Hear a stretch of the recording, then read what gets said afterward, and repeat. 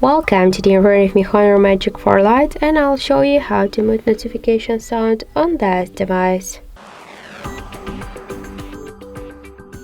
So first, let's open the settings application and then tap on the sounds and vibration. After that, just we can see here the ring and notifications volume panel. Just to mute notifications, you can hold and swipe to the left side this white dot. But by this way you will mute not only notifications but also the ringtones. And if you want to stay with the ringtones and you want to mute only notifications, you should unmute this volume panel. Then tap here to notification tone and switch your currently notification sound just to none.